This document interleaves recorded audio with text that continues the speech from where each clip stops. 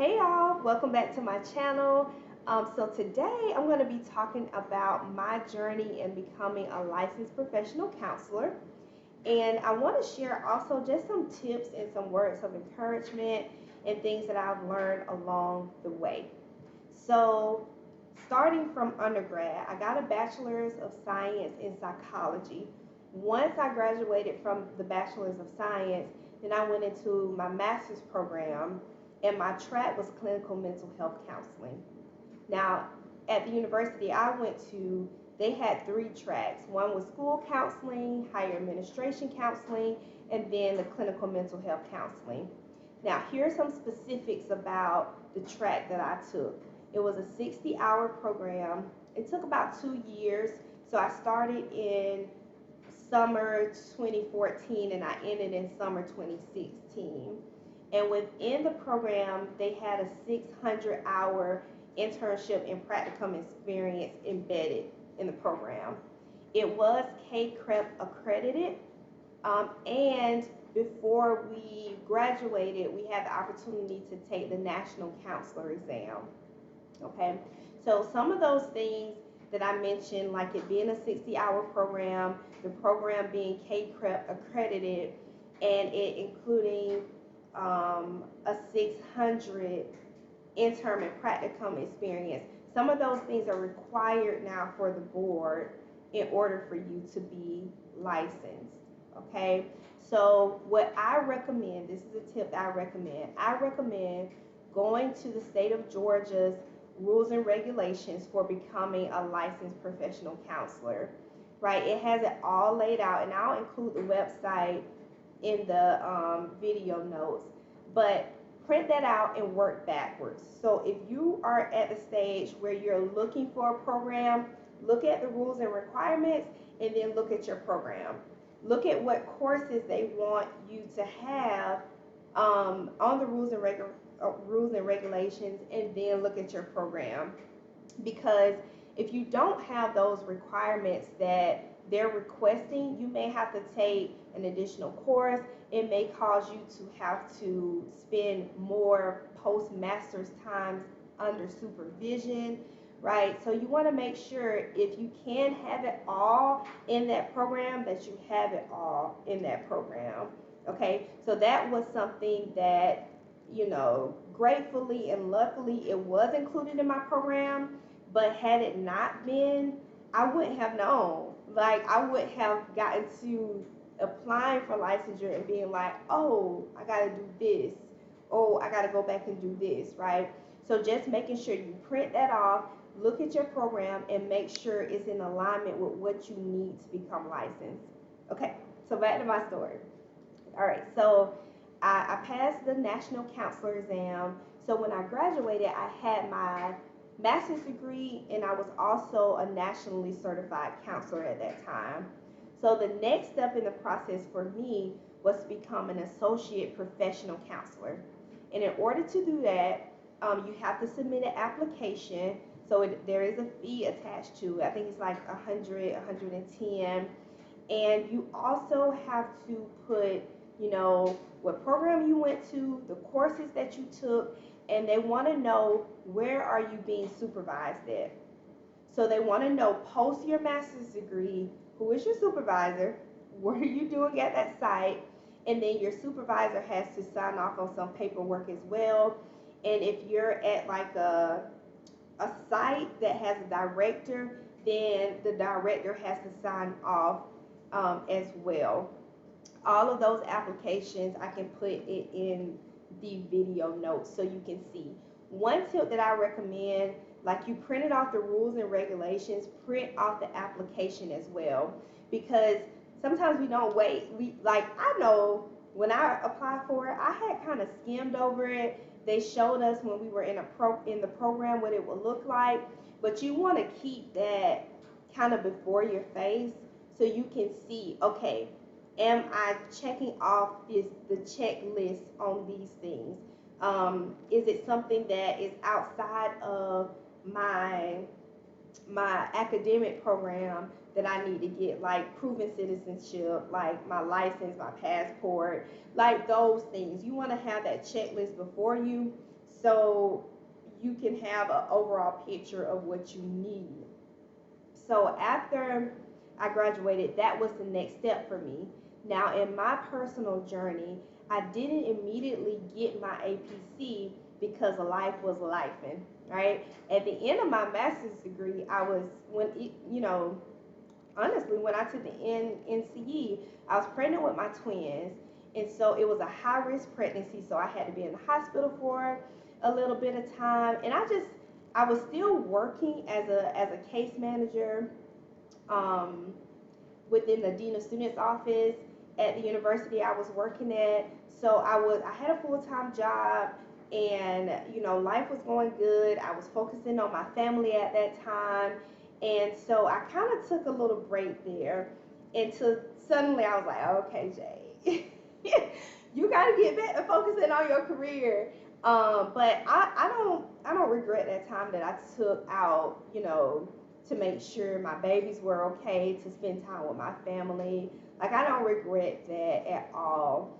So in 2020, that's when I got my APC. So I started working for a community agency, and I submitted the application, let them know, hey, I got a supervisor. This is the site I'm working at. These are some of the things I'll be required to do at that site, filling out the application. At the end of 2020, I got the opportunity to serve at a university counseling center. So I transitioned over to the university counseling center, and I feel like that was such a blessing and a good move, because within that university counseling center, I got my supervision and I got the hours at a fairly quick rate, because it's a free service. Students are coming in. When I was in private practice, because I was not fully licensed, like I was an APC at the practice, I couldn't take insurance, right? So that presents a barrier to some clients, because you know they can pay a copay. It's a little less out of pocket versus me as an APC at that time. I could only take out of pocket and in cash and credit card. So you know I got a lot of more clients at the university counseling center. Now, here are some tips when it comes to choosing a supervisor, right?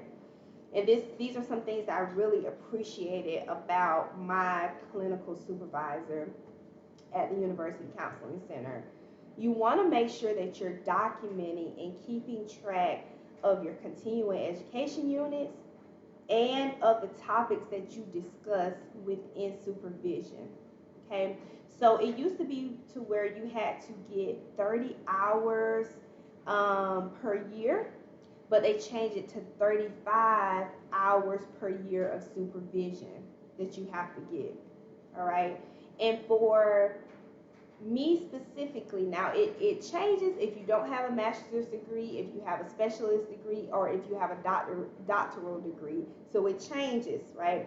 So me specifically having a master's degree in the field, it used to be to where I needed 3 hours, but they changed it to not 3 hours, 3 years, but they changed it to 2 years, but I still have to get the amount of hours as if it was 3 years. Okay, so I know that can sound a little tricky. Make sure you consult with your clinical supervisor and with the state of Georgia on the rules and regulations. Okay, make sure you consult. But going back to the tip, make sure you're documenting your supervision hours, what you talked about, and making sure y'all sign off on it. Me and my supervisor, he taught me how to do this. Keep a binder with your CEUs, your continuing education units, and keeping a binder of every supervision hour you all had, what y'all talked about, and y'all both signed off on it. And also, you want to keep track of how many hours you're spending with clients, because that's a part of it too.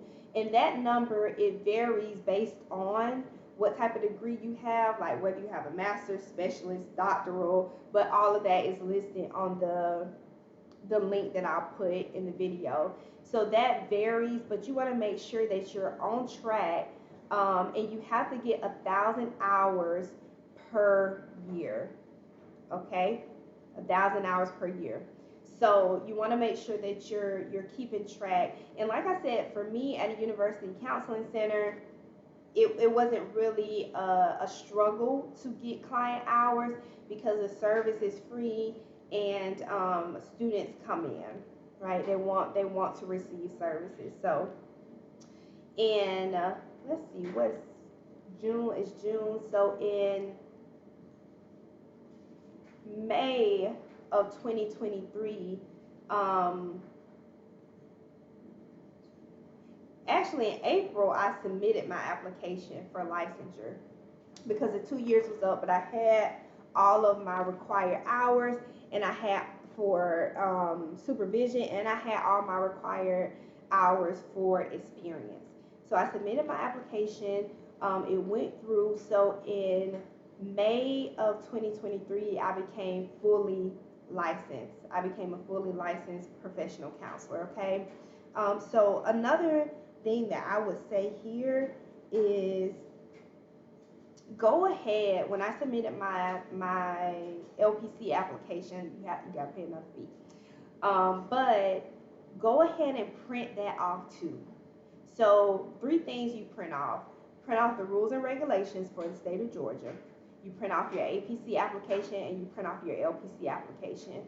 Because I waited until I was submitting to say, oh, I got to get this signature from my old professor. Don't be like me.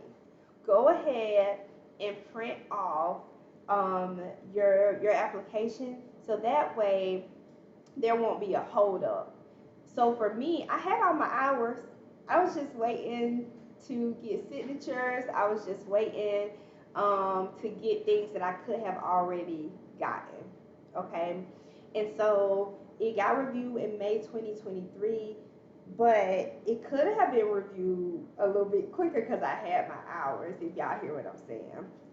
So make sure you're going ahead and printing off those applications so you can see exactly what it is that you need, right? Another tip is make sure when you're, and I know this is kind of going back to supervision, but make sure when you're choosing a supervisor that this person is going to challenge you, and this person is going to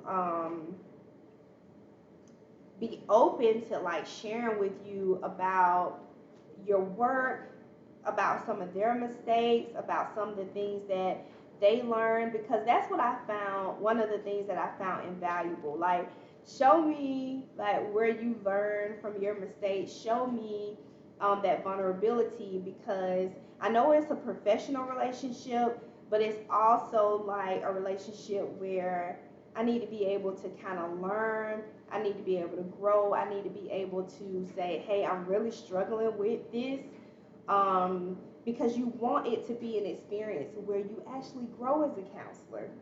And that's why I said I don't regret, taking a break and focusing on my family, because I feel like it was the exact experience that I needed with this supervisor at this time that helped me to grow as a counselor, right? So could I have gotten my LPC quicker? Yes. Do I feel like it was correct timing? Absolutely, I do. All right. So I know this was a lot of information. I will include some links below. If you're on your journey or almost there or just recently licensed, congratulations to you. Keep going. And if you have any questions, please just let me know. I'm open to talk more about my experience. I just didn't want the video to be too long. But make sure like you print out those things so you know what you need at every step. You know what you're working towards. That's pro tip. Know what you're working towards. Know what you need at each and every step. And then the second step here is just making sure that you're documenting, that you're tracking where you are in your progress to becoming a licensed professional counselor. And the third thing I would say, the third tip is never stop growing. never stop engaging in professional development. Like I said, the rules change from when I graduated to when I actually applied for my licensure. So making sure that you're engaged with communities where if there are some updates, you're in the know, right? And just making sure that you're engaged in professional organizations that will keep you abreast to any changes that may happen on the way, okay? Um, and then to end the video off, just to share a little bit of encouragement with you all, is it took me longer than I expected or that I wanted to complete or to get my licensure. But one thing that I really am proud of myself is that I didn't stop, right? This is a profession where you don't have to feel like, oh, I gotta get it within this amount of time. There are some deadlines and there are some rules, but don't be discouraged if it's taking you a little longer, right? It's all gonna make you a better counselor. It is a great time to learn, to grow, to develop yourself, and don't despise like where you are, right? We're all on the journey. I knew I was going to get there. I knew I was going to be a licensed professional counselor, but I never would have imagined the journey, the steps along the way, the detours, the amendments to the journey. Like, I never expected that, but all of those things helped me to be the counselor that I am, and it taught me so much about being a counselor and even helping other people become a counselor. So don't despise where you are. Keep going. Consult, like talk to other people, connect with other providers, connect with other clinicians. Don't be on the island, because you may be looking for information that someone else has, all right, and that they're willing to share. You just have to go to where they are, okay? So I wish y'all the best. Y'all have a great day. Bye.